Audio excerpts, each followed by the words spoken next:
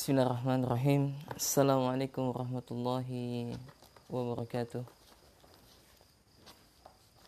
Innal hamdalillah nahmaduhu wa nasta'inuhu wa nastaghfiruh wa na'udzu billahi min shururi anfusina wa sayyiati a'malina. May yahdihillahu fala mudilla lahu wa may yudlil fala hadiya lahu. Wa asyhadu an la ilaha illallah wahdahu la syarika lahu wa asyhadu anna Muhammadan abduhu wa rasuluh.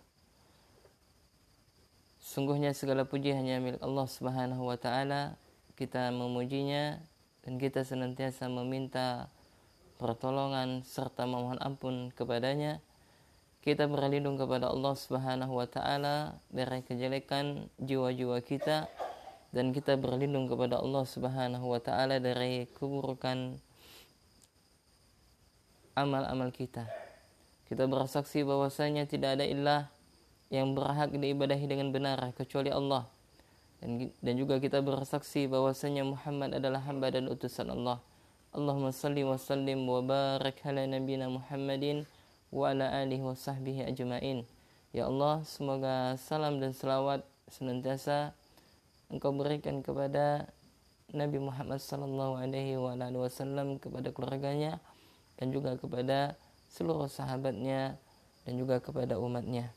Allahumma inna nas'aluka ilman nafi'an wa rizqan tayyiban wa amalan mutaqabbalan. Allahumma ya muqallibal qulub tsabbit qulubana ala dinik. Allahumma ya musarrifal qulub sarrif qulubana ala ta'atik. Kaum muslimin dan muslimat, para pemirsa channel Muslim TV, dan juga kepada teman-teman Muslim Bikr Indonesia chapter Singkawang rahimani rahimakumullah. Insyaallah ta'ala pada kesempatan kali ini, pada pagi pada hari ini ya insyaallah kita akan melanjutkan kajian fikih mendasar ini, atau kajian fikih dasar yang kita ambil dari kitab Manhajus Salikin wa Tawdihul Fiqhi fid Din, yang ditulis oleh Syekh Al-Allamah Abdurrahman bin Nasir Sa'di rahimahullahu ta'ala. Kepada ikhwani wa akhwati fillah, kepada kaum muslimin dan muslimat rahimani rahimakumullah, kita masuk pada pertemuan yang keempat ya. Kita masuk kepada pertemuan yang keempat, yakni kita membahas ya pada pagi hari ini insyaallah, yakni membahas seputar masalah najis ya, yakni menghilangkan najis dan benda-benda yang terkena najis ya. Naam, kaum muslimin dan muslimat, para pemirsa channel Muslim TV, dan juga kepada teman-teman MBA chapter Singkawang rahimani rahimakumullah, pada pertemuan yang ketiga kita telah menjelaskan tentang bahwasanya Islam ini adalah agama yang sempurna ya, sehingga ya tentang masalah adab buang hajat pun telah diajarkan oleh Rasulullah sallallahu alaihi wasallam ya. Dan kita telah menukilkan kemarin yakni tentang kesempurnaan Islam dalam Al-Qur'an surah Al-Maidah ayat 53. Di sana Allah Subhanahu wa taala menyebutkan, al-yawma akmaltu lakum dinakum wa atmamtu 'alaikum ni'mati wa raditu lakumul Islam madina. Pada hari ini, kata Allah, telah aku sempurnakan agamamu untukmu, dan telah aku cukupkan nikmatku bagimu, dan telah aku ridhoi Islam sebagai agamamu. Kama qala Nabi sallallahu alaihi wasallam. Ya, dan agama Islam telah sempurna. Jadi kita umat Islam tidak perlu menambahkan ya atau mengurangi dari syariat yang telah Allah Subhanahu wa taala berikan ini. Nah, tugas kita adalah yakni sebagai ya umat Nabi Muhammad sallallahu alaihi wasallam, yakni kita katakan sami'na wa ata'na, ya kami dengar dan kami taat, dan kita mencukupkan mengamalkan apa-apa yang datang dari Rasulullah sallallahu alaihi wasallam. Naam. Ya, maka jamaah ya dalam permasalahan najis pun ya telah dijelaskan oleh Allah dan Rasulnya bagaimana cara seseorang apabila terkena najis ya Kemudian bagaimana cara membersihkannya apabila najis itu kena bajunya ya, atau badannya, atau kena benda milik barang yang dimilikinya. Nah, bagaimana? Maka telah dijelaskan oleh Rasulullah ya. Nah, maka pada pagi hari ini ya secara singkat akan kita jelaskan ya, walaupun tidak secara mendetail ya, karena kita sampaikan bahwasanya buku yang kita kaji ini adalah yakni ringkasan tentang seputar masalah fikih ya, yang mana Syekh menulisnya ya begitu ringkas sekali, dan beliau hanya menyebutkan permasalahan-permasalahan yang terdapat dalil yang sahih. Apabila satu permasalahan yang di sana khilaf di antara ulama, diperselisihkan oleh para ulama, maka Syekh ya ini rahimahullah yang menukilkan hanya pendapat yang beliau ambil, yang menurut beliau itu adalah kuat pendapatnya. Naam, sebagaimana di mukadimah yang telah beliau sampaikan pada pertemuan perdana kita mengkaji kitab ini. Naam. Kemudian jamaah rahman rahimakumullah, kaum muslimin dan muslimat rahman rahimakumullah, kita langsung saja ya. Kita akan membacakan pada fasal yang berikutnya, yakni tentang menghilangkan najis ya, dan benda-benda yang terkena najis ya. Qala musannif rahimahullahu taala wa yakfi fi ghaslin najasati, dan dianggap cukup dalam menyuci najis-najis alal badani ya, yakni apabila najis tersebut terkena pakaian, awil thawbi, atau terkena ya alal badani, ini maksudnya apa? Apabila terkena badan ya, awil thawbi, atau terkena pakaian atau baju, al-muqa'ati ya, atau ya tempat, au ghairiha, atau yang semisal dengannya ya, antazula ainuha anil mahalli ya, atau yang lainnya dengan hilangnya najis itu dari tempatnya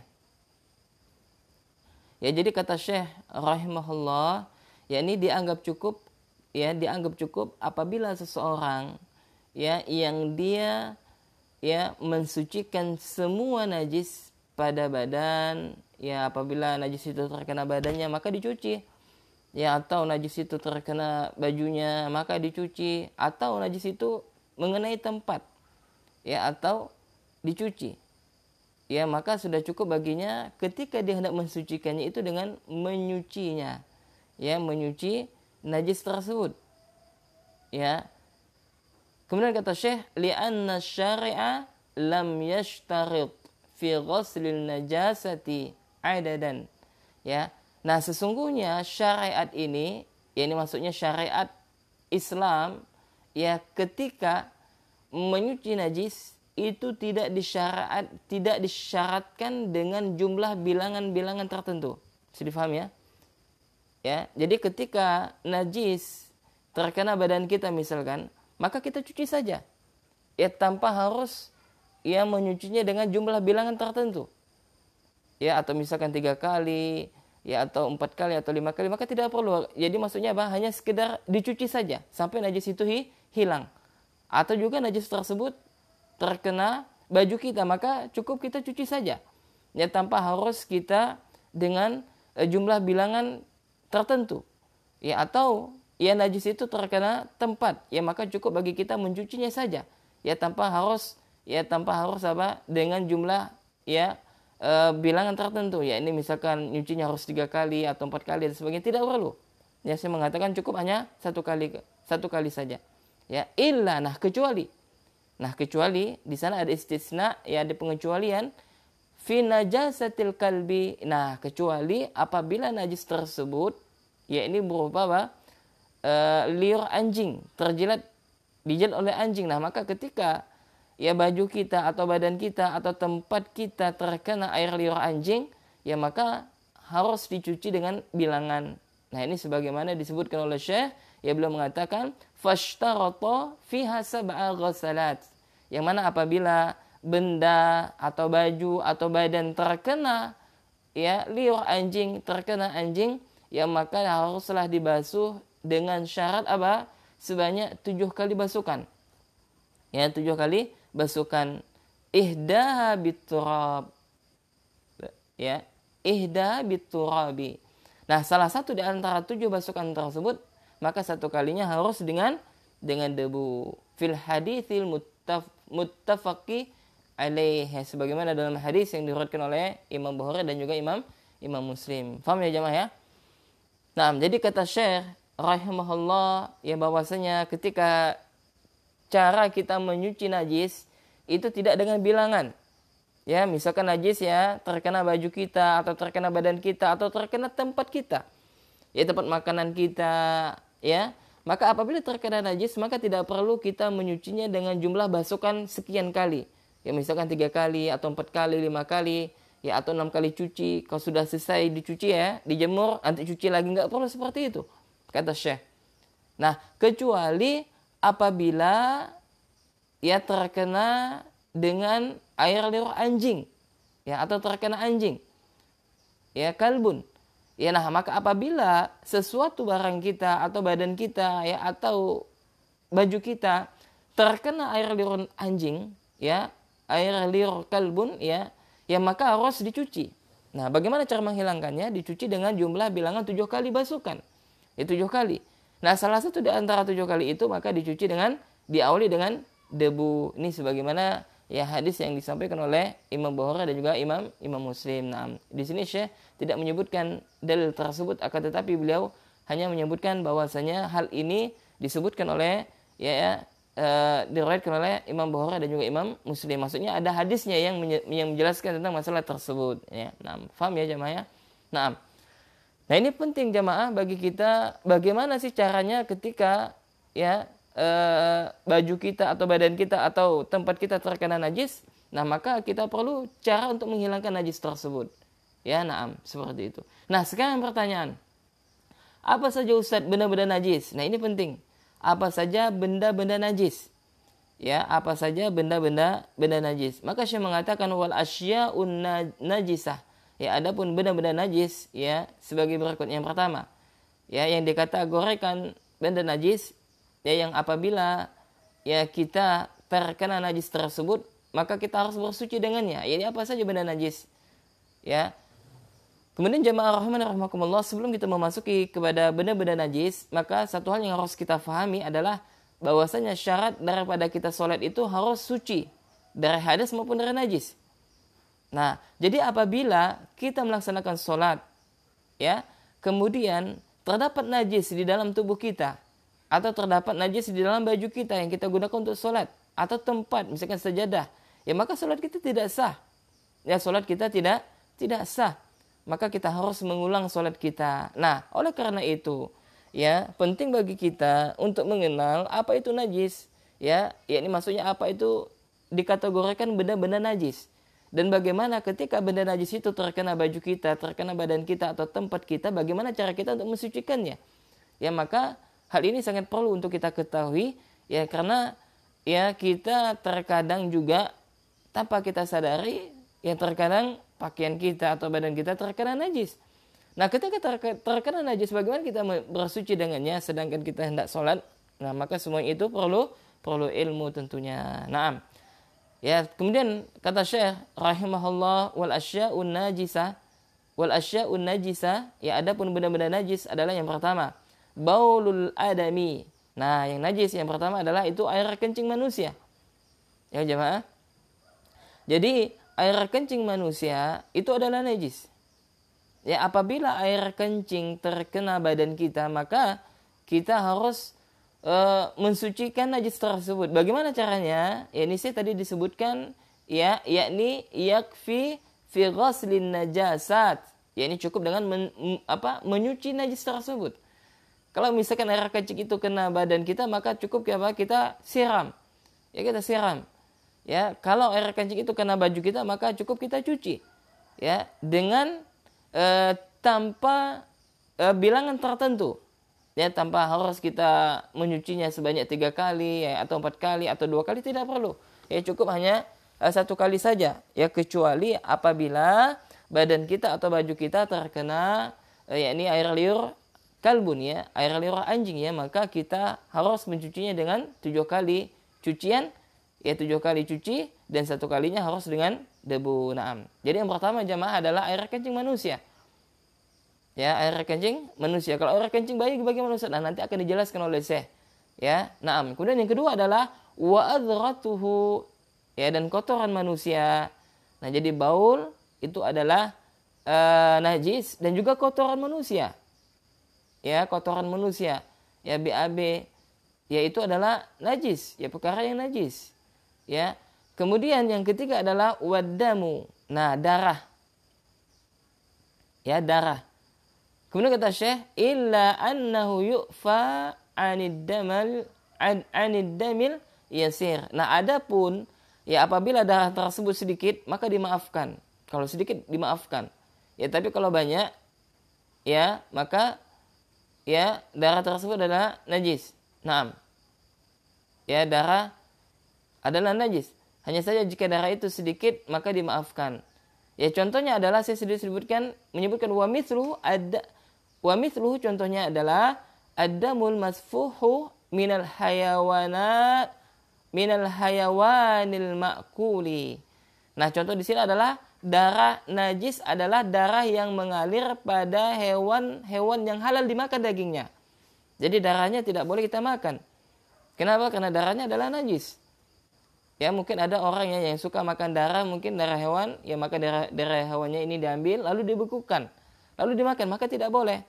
Kenapa? Karena darah hewan ya yang mengalir pada hewan yang halal dimakan dagingnya adalah najis. Naam. Dunalladzi yabqa fil lahmi wal uruki fa innahu tahirun. Nah, kecuali kata Syekh apabila ya ini apa? Darah tersebut ya tertinggal pada daging atau tertinggal pada urat. Nah, maka darah tersebut dihukumnya apa? Suci. Maksudnya begini jamaah. Jadi darah yang dengan jumlah yang banyak itu adalah najis.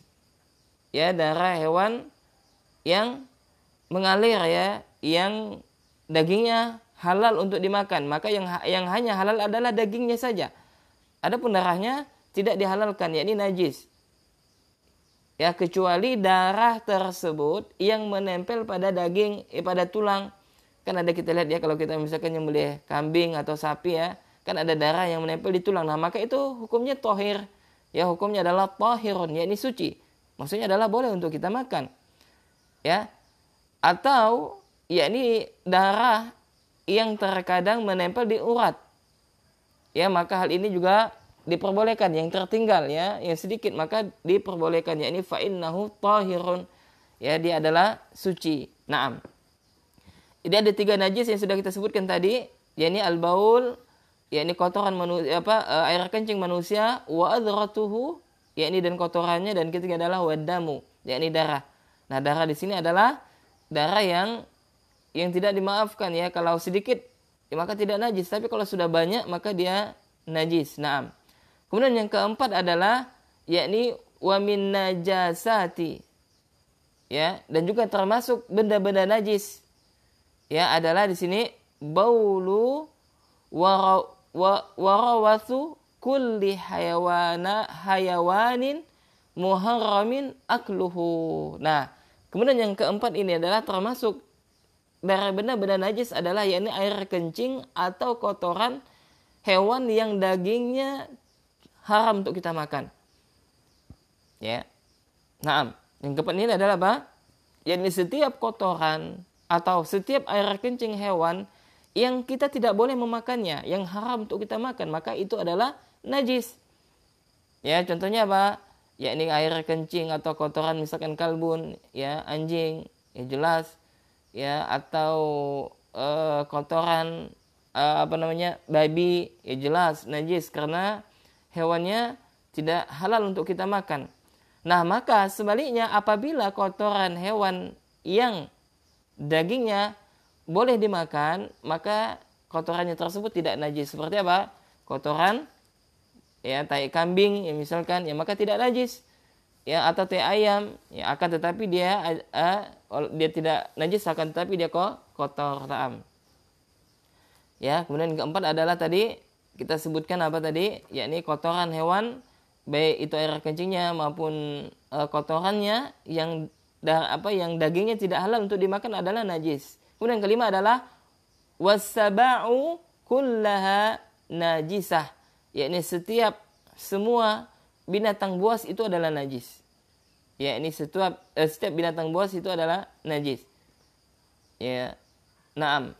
Ya, baik itu dagingnya berarti ya maupun darahnya, ya. Kemudian yang keenam adalah Syekh di sini sebutkan adalah wa kadzalikal maitatu. Nah, demikian juga dengan bangkai, maka bangkai itu adalah najis. Ya, bangkai itu adalah najis illa. Nah, kecuali yang tidak najis di sana yang pertama adalah maitatal adami. Pertama adalah bangkai manusia.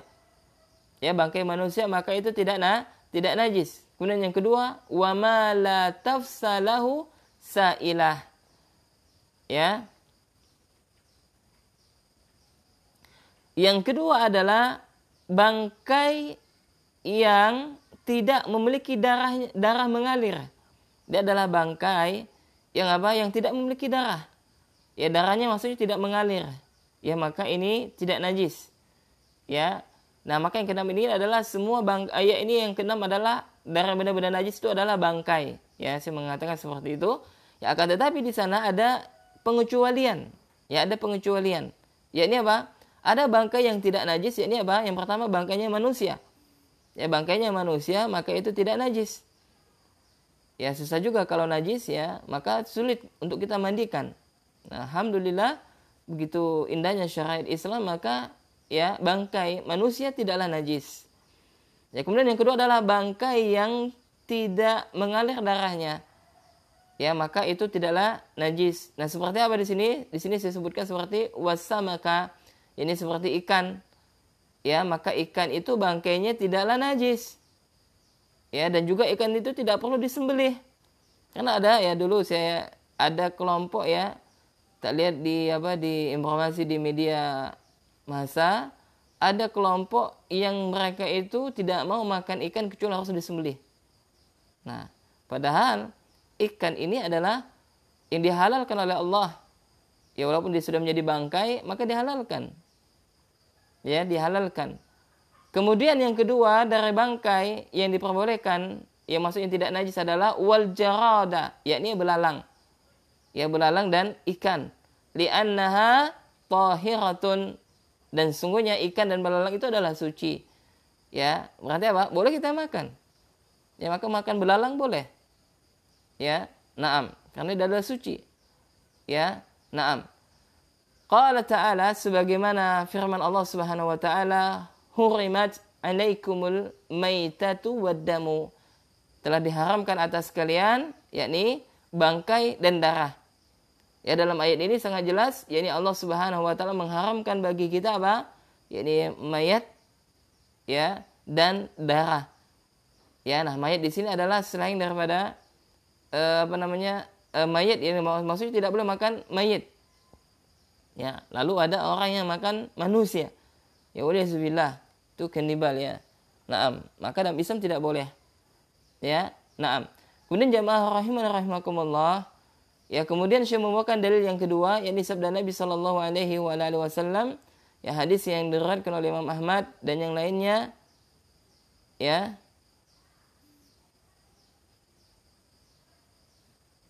Dan hadis ini disahihkan oleh Syekh Muhammad Nasruddin Albani rahimahullahu taala, yakni bahwasanya Rasulullah bersabda, al-mu'minu la yanjasu hayyan wala mayyitan. Ya, orang mukmin itu kata Nabi tidak najis, baik ketika dia masih hidup maupun ketika dia sudah menjadi mayit. Ya, maka tidak najis. Ini berkaitan dengan disebutkan oleh Syekh tadi, ya kan? Yakni pada najis, benda najis yang keenam adalah wa kadzalikal maitatu, demikian dengan mayit, illa maitatal adami, nah kecuali mayitnya manusia. Ini tidaklah najis. Ya, belum membawakan dalil diriwayatkan oleh Imam Ahmad ya dan yang lainnya dari sahabat Abdullah bin Umar radhiyallahu taala anhu bahwasanya Rasulullah bersabda, al-mu'minu la yanjasu hayyan wala mayyitan. Ya, seorang mukmin itu tidaklah najis baik ketika hidupnya maupun ketika dia telah menjadi mayit. Naam. Kemudian jamaah rahimakumullah, para pemirsa channel Muslim TV rahimakumullah, ya. Kemudian beliau juga membawakan dalil yakni tentang bahwasanya ya ada dua bangkai yang dihalalkan untuk kita makan, yakni bangkai ikan dan bangkai belalang. Ya, dan juga ada dua darah yang diperbolehkan untuk kita makan, yakni adalah hati dan limpa. Sebagaimana dalam sebuah hadis yang diriwayatkan ya dari Imam Ahmad juga, yakni bahwasanya Rasulullah sallallahu alaihi wasallam yang bersabda, uhilla lana maitatani wa damani. Ya, jadi Rasulullah sallallahu alaihi wasallam yang bersabda dihalalkan bagi kita, yakni dua bangkai dan dua darah. Ya, dihalalkan bagi kita, kata Nabi sallallahu alaihi wasallam. Yang pertama adalah fa'ammal maitatani, ya adapun dua bangkai yang dihalalkan bagi kita adalah yang pertama falhutu, yakni ikan. Jadi setiap ikan itu adalah halal bangkainya. Ya, setiap ikan ya adalah bangkainya adalah halal. Ya.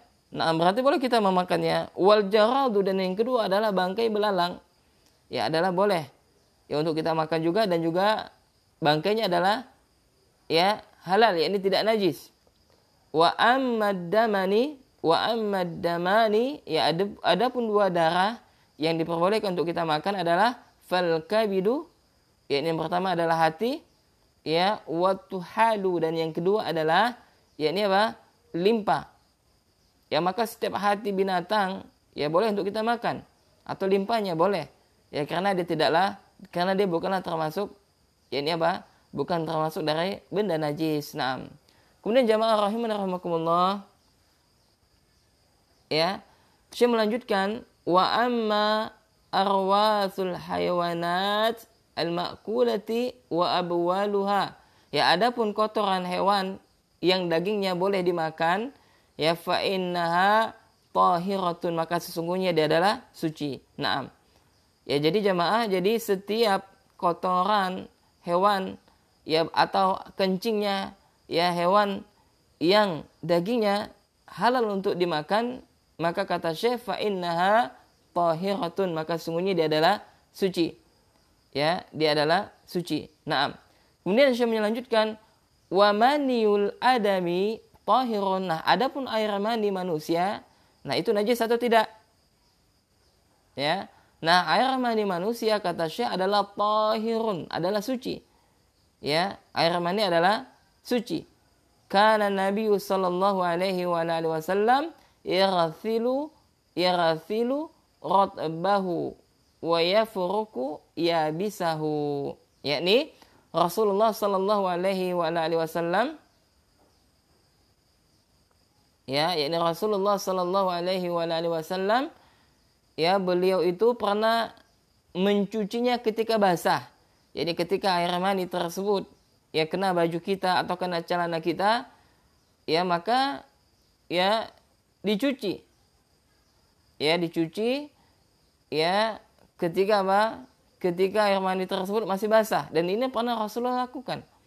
Ya, dan juga mengoreknya jika air mani tersebut sudah kering.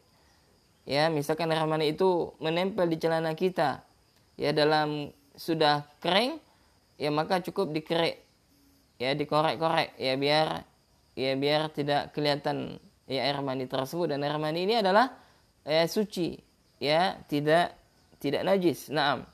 Kemudian jamaah rahimakumullah, ya kemudian Syekh menjelaskan kepada kita, ya wa baulul ghulami as-saghiri, wa baulul ghulami as-saghiri alladhi lam ya'kulit ta'ama li syahwatin yakfi fihin nadhu.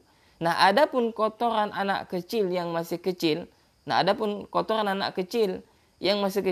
yakni maksudnya apa? Yang masih bayi yang belum makan, ya, anak bayi yang belum makan. Ya, maka ketika air kencingnya kena baju kita, maka cukup bagi kita diperciki. Ya, kita ambil air lalu kita perciki, maka itu sudah cukup jemaah. Ya, misalkan kita punya anak bayi, ya, usia belum makan nasi, mungkin usia sekitar 2 bulan, 3 bulan, ya, 4 bulan, dan juga kadang usia 6 bulan juga belum makan nasi. Ya, ini hanya makan ASI tok. Nah, ketika anak tersebut kita gendong misalkan, ya anak kita mungkin atau kita gendong, ya sedangkan kita sudah siap-siap mau sholat. Lalu qadarullah ternyata istri kita atau ibunya ini lupa memberikan pampers. Ya, atau lupa, tapi nggak bisa ya anak-anak usia 3 bulan, 2 bulan dikasih pampers ya, atau dikasih kain. Nah, ternyata anak ini kencing. Ya, kencing dan kemudian air kencingnya terkena baju kita. Ya, bagaimana kita mensucikannya? Apakah kita buka baju, ganti baju yang lain? Ya, maka membersihkannya adalah cukup dengan apa? Kita ambil air lalu kita percikan ya baju yang terkena air kencing anak bayi tersebut. Nah, setelah itu suci. Ya, setelah itu apa? Boleh. Ya, setelah itu adalah boleh kita menggunakan untuk sholat walaupun tanpa dicuci. Cukup dengan memercikkan ya ke tempat yang terkena air kencing anak bayi tersebut. Nah, kama qala Nabi sallallahu alaihi wasallam, sebagaimana Nabi sallallahu alaihi wasallam bersabda, ya yurthalu min baulil jariyah. Ya, yakni Nabi bersabda air kencing bayi perempuan dicuci. Ya, wa yurashu min baulil gulami. Nah, sedangkan air kencing bayi laki-laki cukup diperciki. Hadis ini diriwayatkan oleh Al-Imam Abu Dawud dan juga An-Nasa'i. Nah, subhanallah. Ya, jadi berdasarkan hadis ini, maka apabila bayi tersebut adalah berjenis wanita, ya maka tetap dicuci. Kalau jenis kelaminnya adalah wanita, walaupun dia masih bayi, maka ketika air kencing tersebut terkena pakaian kita, maka harus kita cuci. Nah, adapun bayi laki-laki, ya apabila air kencingnya terkena baju kita, ya atau celana kita, maka cukup bagi kita apa tadi? Yakni wa yurashu, ya cukup dengan memercikkan. Ya apabila ya air kencing tersebut adalah jenisnya bayi laki-laki. Nah, kemudian jamaah rahimakumullah, ya. Kemudian Syekh mengatakan wa idza zalat ainun najasah tahura al-mahallu. Ya, jika zat najisnya sudah hilang, maka tempat yang terkena najis menjadi suci. Nah, ini contohnya misalkan baju kita ya terkena najis.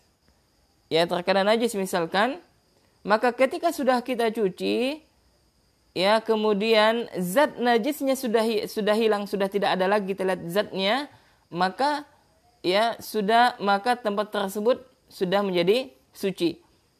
Ya, sudah menjadi suci. Kenapa menjadi suci? Karena sudah kita cuci, ya sudah kita bersihkan, ya kemudian zatnya pun sudah hilang, tidak ada lagi zatnya. Ya, na'am. Nah, sedangkan kata Syekh rahimahullah, ya walam yadurra baqa'al launi awirrahih. Nah, sedangkan apabila terdapat sisa warna dan juga baunya masih juga tersisa, ya maka seperti ini adalah tidak masalah. Ya tidak masalah. Ya kalau misalkan ya barang tersebut sudah kita cuci misalkan lalu masih ada ya terdapat baunya atau warnanya, ya maka ini tidak masalah. Tidak boleh, ya maksudnya tidak boleh, maksudnya boleh. Ya dan hal tersebut sudah dalam keadaan suci. Liqaulihi sallallahu alaihi wasallam li khawlata fi damil haid. Ya sebagaimana ya sabda Nabi sallallahu alaihi wasallam, ya li khawlata fi damil haid. Ya sebagaimana sabda Nabi sallallahu alaihi wasallam, yakni ya Nabi pernah ya bersabda kepada Khawlah dalam masalah darah haid. Ya Nabi bersabda, yakfikil ma'u wa la yadurki atharuhu. Ya cukup bagimu dengan air dan tidak mengapa bagimu bekasnya. Ya maksudnya begini, bahwasanya Khawlah ini pernah diberikan nasihat oleh Nabi. Dan ketika Khawlah ini ya mungkin bajunya ya atau kainnya ini terkena darah haid. Ya maka Nabi berkata kepada Khawlah, maka cukup baginya untuk mencuci ya dan tidak mengapa jika didapati masih ada bekas darah haid tersebut. ya maka walaupun baju itu atau kain itu dicuci, sementara bekas haid masih nampak, ya masih ada, ya maka dihukum ya barang tersebut tetaplah suci karena sudah apa? Sudah dicuci tadi. Walaupun ya bekas ya darah haid tersebut masih ada, ya maka dihukumi tetap suci. Nah, demikian jamaah rahimakumullah tentang pembahasan secara singkat tentang benda-benda najis dan cara untuk mensucikan ya barang atau badan atau pakaian terkena najis. Naam. Ya. Kemudian jamaah rahimakumullah, maka sebelum kita tutup maka kita simpulkan ya kajian kita pada pagi hari ini, yakni kajian tentang masalah seputar fikih, yakni membahas tentang menghilangkan najis dan benda-benda najis. Maka kesimpulan yang pertama adalah yang harus kita pahami adalah jamaah, apabila najis terkena badan kita atau terkena baju kita atau terkena tempat, ya maka cukup bagi kita apa? Mencucinya.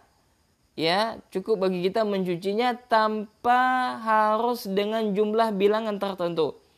Ya, mencucinya misalkan harus 3 kali. Ya, setelah 3 kali maka baru suci. Maka tidak perlu, cukup 1 kali saja. Kecuali apabila ya badan kita atau baju kita atau tempat kita itu terkena apa? Air liur anjing. Ya, nah kecuali terkena air liur anjing maka menyucinya harus dengan jumlah bilangan. Dengan 7 kali cuci atau 7 kali basuh. Ya, dan satunya adalah dengan debu. Nah, demikian ya. Nah, kemudian kesimpulan yang kedua adalah bahwasanya adalah beberapa benda-benda najis ini disebutkan oleh Syekh. Yang pertama adalah kotoran manusia. Itu adalah najis. Ya, air kencing manusia dan kotoran manusia adalah najis. Kemudian yang kedua adalah darah. Ini adalah najis. Ya, apabila darah itu sedikit maka dimaafkan. Ya, adapun banyak maka najis. Ya, kemudian selanjutnya adalah apabila ya darah tersebut ya yang berada di tulang ya atau darah tersebut yang berada di urat maka dimaafkan, maka boleh. Ya, karena apa? Karena sedikit. Tapi kalau sudah banyak maka najis. Nah, kemudian yang ketiga adalah dari benda-benda najis adalah yakni setiap kotoran hewan maupun air kencing hewan yang dagingnya haram untuk dimakan. Ya, maka itu adalah najis. Ya, setiap kotoran hewan yang dagingnya untuk halal kita makan, maka itu adalah najis. Naam. Kemudian benda najis yang keempat adalah setiap hewan buas. Itu adalah najis. Ya, setiap hewan buas itu adalah najis. Kemudian benda najis yang kelima adalah yakni mayat, bangkai. Ya, setiap bangkai itu adalah najis, kecuali di sana ada pengecualian. Pertama adalah bangkainya manusia tidak najis. Ya, dan bangkainya yang darahnya tidak mengalir seperti bangkai ikan dan bangkai belalang, maka itu tidak najis. Nah, kemudian kesimpulan yang keenam adalah Allah mengharamkan bagi kita yakni bangkai dan darah. Ya, tidak boleh seorang memakan bangkai dan juga tidak boleh memakan darah. Nah, di sana dikecualikan boleh ya ini memakan darah, yang diperbolehkan adalah yakni hati ya. Hati dan limpa maka boleh. Nah, adapun selain daripada darah tersebut maka tidak diperbolehkan oleh Rasulullah sallallahu alaihi wasallam. Nah, kemudian kesimpulan yang ketujuh adalah bahwasanya orang mukmin baik ketika dia hidup maupun ketika dia telah wafat maka tidaklah najis. Ya, orang mukmin baik yang dia hidup, yang sudah hidup maupun yang sudah wafat maka tidak najis. Ya, maka bangkainya atau mayitnya jenazah kaum muslimin tidaklah najis. Ya. Naam. Kemudian ikhwani wa akhwati fillah rahimani rahimakumullah, kemudian kesimpulan yang ke-8 adalah bahwasanya ya kotoran hewan yang dagingnya boleh kita makan. Ya, air kencing atau kotoran hewan yang dagingnya boleh kita makan maka tidak najis. Kotorannya tidak najis, dengan catatan hewan tersebut boleh untuk kita makan. Kemudian kesimpulan yang ke-9 adalah bahwasanya air mani manusia itu adalah suci dan tidak najis. Ya, air mani manusia tidaklah najis. Ya, itu adalah suci. Karena apa? Karena kita memang ya darah setes air mani tersebut. Ya, kemudian kesimpulan yang ke-10 adalah bahwasanya air kencing bayi laki-laki ya apabila terkena baju kita atau celana kita, maka cukup kita sucikannya dengan apa? Memercikkannya. Adapun kotoran atau adapun air kencing bayi wanita apabila terkena baju kita atau celana kita, maka harus dicuci ya, kecuali bayi laki-laki maka cukup dengan dipercikan. Kemudian kesimpulan yang terakhir, yakni kesimpulan yang ke-11 adalah yakni apabila kita telah menghilangkan ya baju kita atau tempat kita yang terkena najis sudah kita hilangkan dengan kita mencucinya ya atau kita membasuhnya, akan tetapi kita dapati masih ada zatnya ya atau bahkan zatnya masih ada ya, yakni apa? Ya maksudnya bukan zatnya, yakni apa? Warna dan baunya sudah masih ada. Ya, jadi maksudnya begini. Jadi kalau misalkan baju kita terkena najis, misalkan terkena darah haid, ya misalkan baju wanita terkena haid.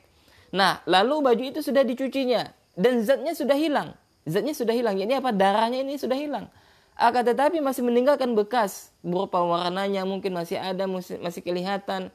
Ya, atau juga mungkin terkadang baunya juga masih tersisa, maka dihukumi sudah dalam keadaan suci walaupun terkadang warnanya masih ada ya ataupun baunya juga masih ada, maka tetap dihukum sudah suci kalau sudah dibersihkan. Sedangkan catatannya adalah yakni zatnya itu sudah hilang. Kalau zatnya sudah hilang maka dia sudah suci walaupun ya terkadang baunya atau warnanya itu masih ada. Nah, hal ini sebagaimana ya dikatakan oleh Nabi Shallallahu Alaihi Wasallam kepada Khawlah, yakni Nabi Shallallahu Alaihi Wasallam bersabda kepadanya berkaitan tentang masalah haid, ya darah haid, ya berkaitan dengan masalah haid, darah haid. Yakni Nabi berkata atau Nabi bersabda kepada Khawlah, ya Nabi mengatakan kepada Khawlah, yakfikil ma'u, ya cukup bagimu dengan air, wala yadurruki atharuhu, dan tidak mengapa bagimu bekasnya. Naam. Ya, demikian jamaah 11 kesimpulan yang kita sampaikan. Demikian kajian fikih dasar kita, yakni insyaallah jadwalnya kita ganti, yakni setiap Jumat ba'da salat subuh kita akan mengkaji kitab fikih, yakni kitab Manhajus Salikin, ya Manhajus Salikin wa Tawdihul Fiqhi fid Din, yang ditulis oleh Al-Allamah Syekh Abdurrahman bin Nasir As-Sa'di rahimahullahu taala. Naam. Demikian jemaah, kami ucapkan jazakumullahu khairan kepada teman-teman sekalian, kepada kaum muslimin dan muslimat, dan juga kepada wali santri mungkin yang sedang menyaksikan kajian kami via online maupun rekaman di channel Muslim TV, dan juga kepada teman-teman Muslim Bikra Indonesia chapter Singkawang, masyaallah yang setia dari awal sampai akhir. Jazakumullahu khairan. Ya, barakallahu fikum atas waktunya yang telah meluangkan waktunya yang menyimak kajian kami via online ini maupun via rekaman ini, yakni di media yang telah diberikan kemudahan oleh Allah Subhanahu wa taala. Naam, kemudian jamaah rahimani rahimakumullah. Insyaallah taala pada pekan selanjutnya akan kita membahas tentang sifat wudu. Ya, bagaimana sifat wudu? Nah, maka nanti akan kita bahas pada pertemuan yang kelima insyaallah taala. Nah, demikian. Yang benar tentunya datangnya dari Allah Subhanahu wa taala, yang salah tentunya datangnya dari saya dan dari syaitan. Kita tutup majelis kita dengan doa kafaratul majelis. Subhanakallahumma wa bihamdika asyhadu an la ilaha illa anta astaghfiruka wa atubu ilaik. Assalamualaikum warahmatullahi wabarakatuh.